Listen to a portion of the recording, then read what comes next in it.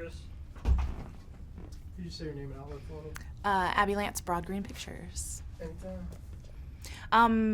So last night was fun. I'm probably going to ask the same questions I did on the carpet, but I do want to talk about you're no stranger to horror. You've been in quite a few horror. Do you gravitate towards those kinds of films or characters, or I mean, apparently, I guess I do. I don't know. I guess it's something about that heightened world, or I don't know what it is. When you read the script, I remember you said it was funny. Yeah, it was hilarious.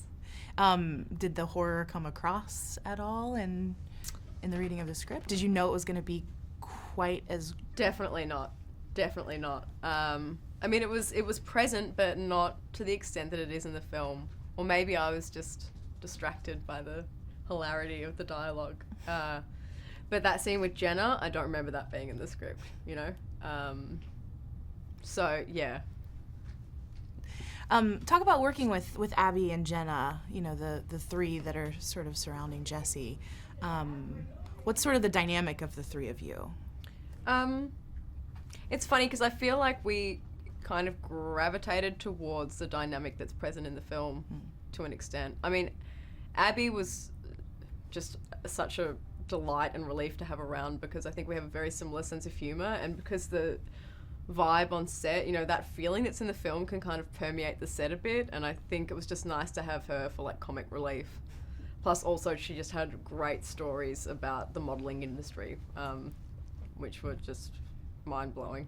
Do you remember any? Yeah, she was telling me one that she went to a casting and a photographer told her to strip off, and she was standing there in her underpants and everyone was just walking around her like doing a photo shoot or something, but like completely ignored her. And then someone came back after half an hour, she's just been standing there, and said, lose 5 kilos and come back. I was just like...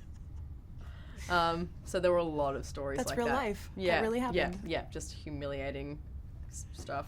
Ah, and anything else about just shooting with Nick and sort of a day on set? Like, what's his sort of approach to the day? Do you guys rock out to music, or? Oh yeah, he'd play these songs, and Elle and I were trying to remember them. Like, they seem like these really strange, obscure, like European disco songs that he'd just play on repeat, like every time before you'd do a take. But he has a method. I've never worked with anyone like him before. He shoots basically consecutively, so the script would just change all the time, and you never knew what to expect when you'd come to set that day.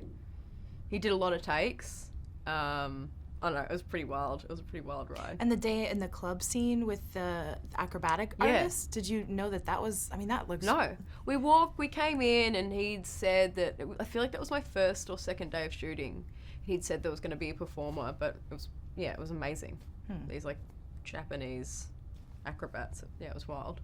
Is there anything about the fashion world that you feel like you walk away with feeling better about or worse about? Do you have a different perspective on sort of fashion and beauty obsession culture? I mean, look, I feel like this film paints a pretty dark picture, a pretty bleak picture of it, so I guess the reality seems, you know, far more appealing to me by comparison. Yeah.